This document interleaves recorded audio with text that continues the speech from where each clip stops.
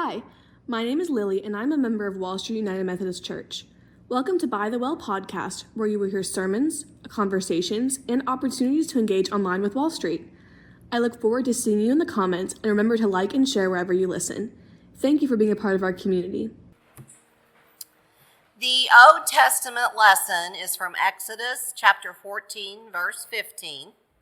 Then the Lord said to Moses, "Why do you cry out to me? Tell the Israelites to go forward." And it is from John chapter 16, verses 20 through 22. Very truly, I tell you, you will weep and mourn, but the world will rejoice. You will have pain, but your pain will turn into joy. When a woman is in labor, she has pain because her hour has come. But when her child is born, she no longer remembers the anguish because the joy of having brought a human into the world. So you have pain now, but I will see you again, and your hearts will rejoice, and no one will take your joy from you. Thank the word of God for the people of God. Thanks be to God. You may be seated. Trust and obey.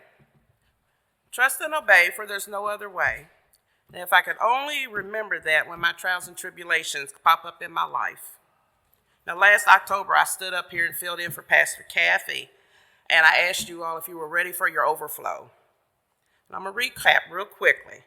Thanksgiving of 2016, my daughter and I were talking, and she was kind of saying, "Oh, Mom, I might lose my babysitter," and yada, yada, yada. And I'm recently retired, so, I opened my mouth and I said, "Okay, well, if you need me, I'll come." Well, I went home and Christmas passed and got into mid-January, and I get this phone call. She said, "Mom, is that offer still good?" I'm like, what did I offer? I'm sitting here like, here, too many months have passed by. I'm like, I don't remember. But anyway, she reminded me. She said, "Well, I lost my babysitter." And I'm like, oh, man. It's like, okay, nobody's going to turn down their kids. Nobody's going to say no. But my mind is saying, is there any other way that I can make this work for her and not disrupt my life? So I'm sitting there and saying, well, have you tried so-and-so's son? "Well, Mom, he's gone to college. He can't do it." "Well, what about so-and-so's daughter?" "No, that's not going to work either." I'm like, oh, man. I said, okay. I said, well, it's going to be a while. I got to clean off my calendar, and I'll be there as soon as I can. And I'm sitting there thinking, seriously? It's like, where do I start? I've never had to pack up my house and leave for several months. So I'm thinking, okay, trying to get the logistics and everything, and started out, you got to do something with your mail. You got to figure out what you're going to do with this. I cleared my calendar for church meetings and Mary Kay meetings and social outings with the girls and all those good things. But bottom line is, I was determined to go, and I was happy to go.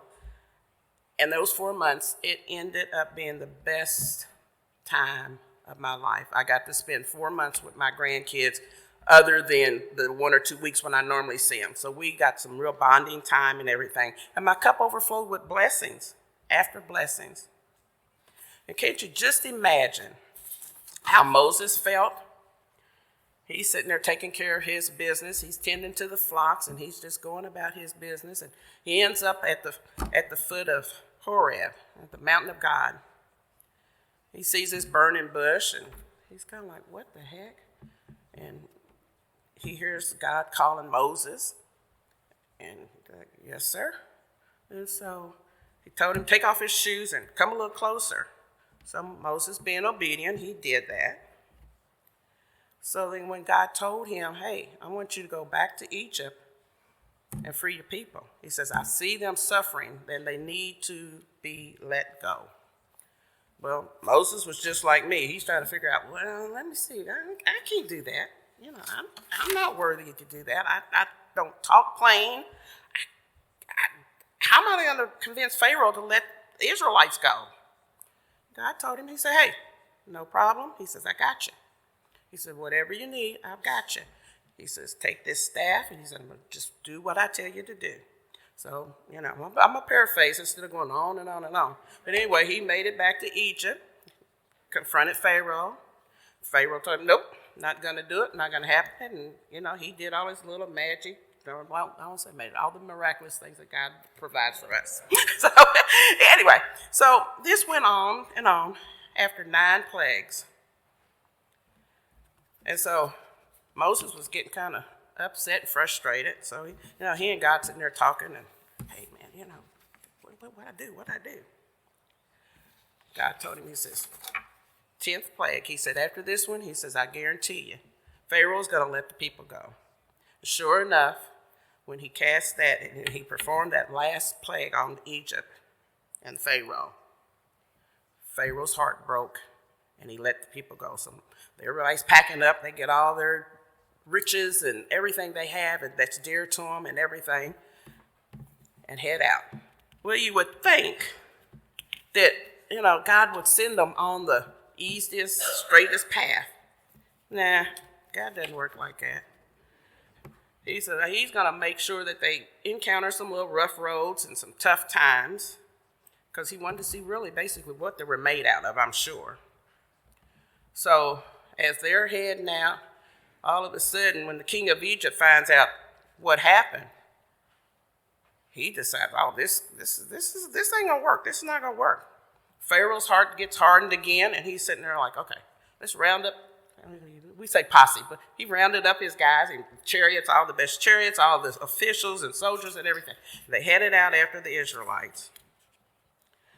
And so, as they got there, the Israelites encountered the Red Sea. They hear the Egyptians coming. They hear Pharaoh, the horses and everything behind them. They're sitting there looking like, what the heck? Where are we going to go? And they're crying out to God like, why did you bring us out of something safe? We could have stayed in Egypt and served them, and you brought us out here into the wilderness to let us die. Moses said, hey, just chill, just be cool. He says, don't fear. He says, we got this. Stand your ground. See the victory that the Lord is going to offer you. So they're still sitting there like, okay, we're surrounded with all this water, and Pharaoh's behind us, and what's going to happen? Well, we all know what happened. God just made it easy. He split the Red Sea. Israelites moved on through the split water. And as the last person crossed over, he closed that sea right back up. And as Moses had told them, all these people you see today, you're not going to see them anymore. And sure enough, they were swallowed up in the Red Sea.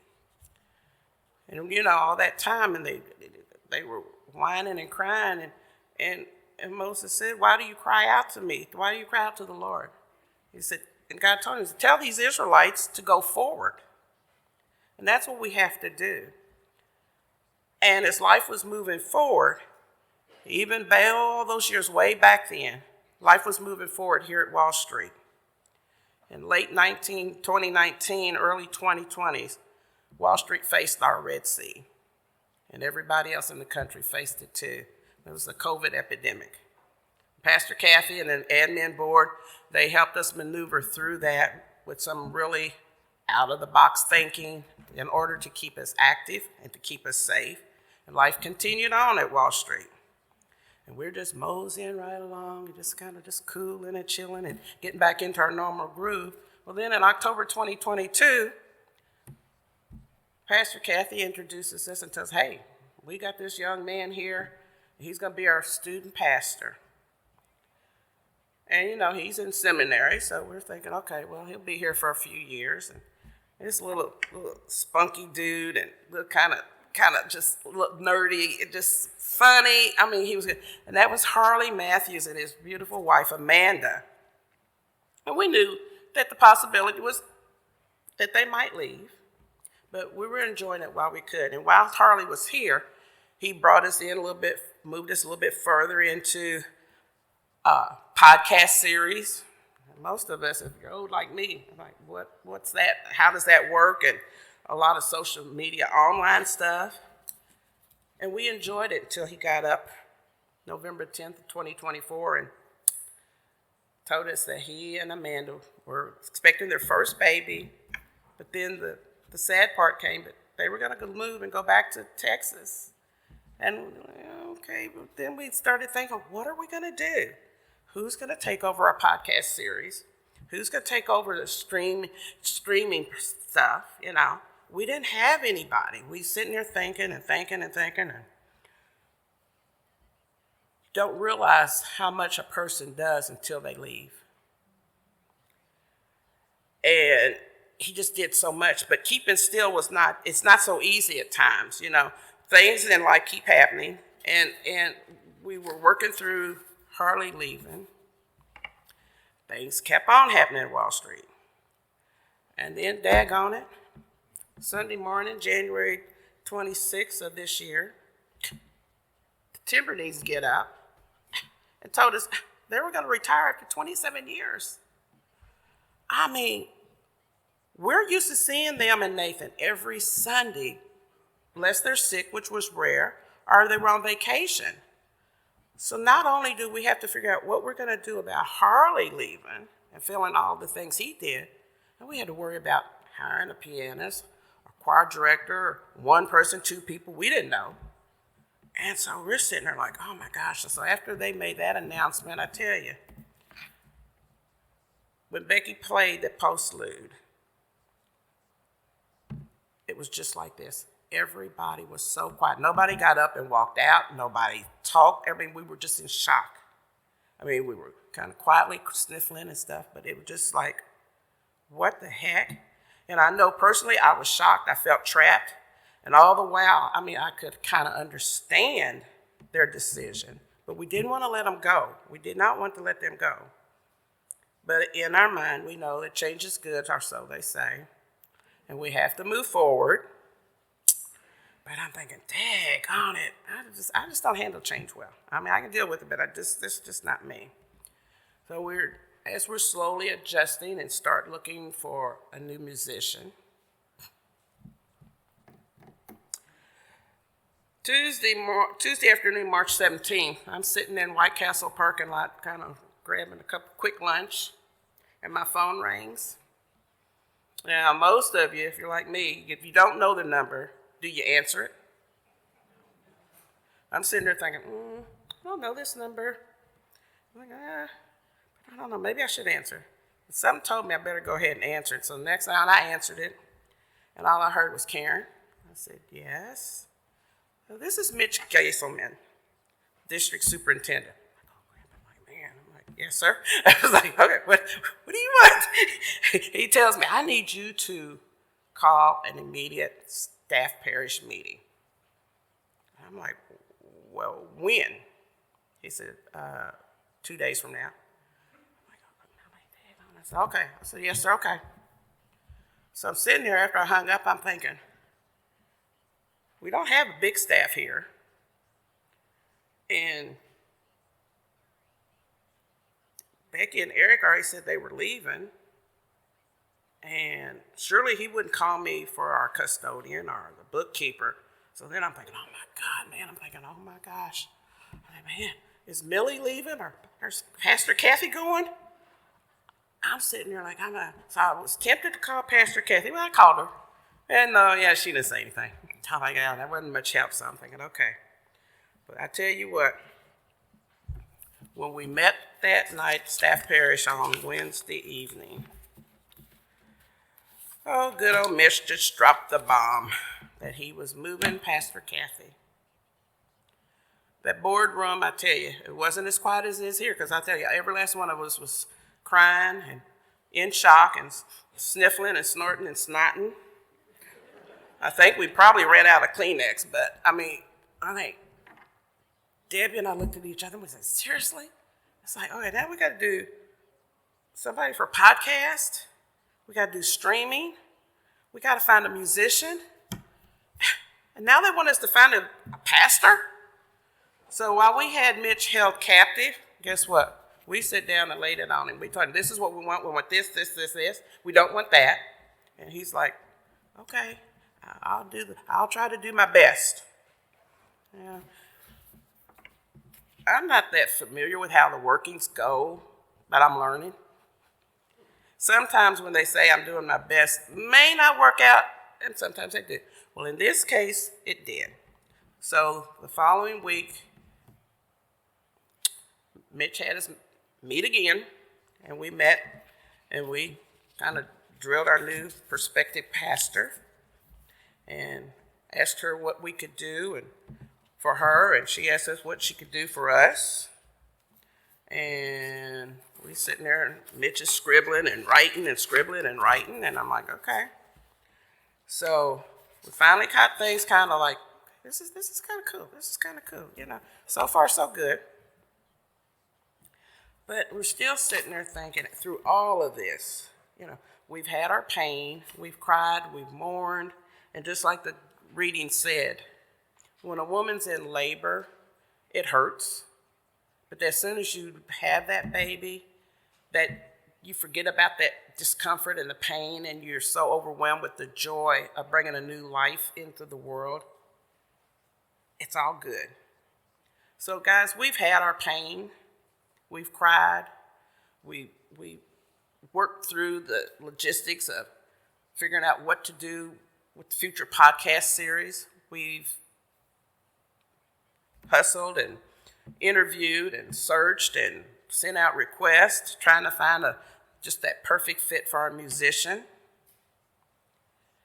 And we grilled Mitch on what we wanted in a pastor. And all that pain, and now we can rejoice with the knowledge that God knows best. Although we didn't want to lose Harley, Becky, Eric, Nathan, Pastor Kathy, or the kids, we had a good fit here. We had a wonderful family. Everybody was close-knit, you know. But, you know, God knew it was their time to come. And again, we cried and we mourned. We had our goodbye parties. We celebrated and the bittersweet memories and the bittersweet cries and stuff. But now we're rejoicing. Wall Street, we are moving forward. And before we move further into the service and start our communion, and I'll have Reverend Sharon Elliott Fox come up, I want to present to others and introduce to some our new senior pastor, Pastor Deb, and our new musician, Jack Fox.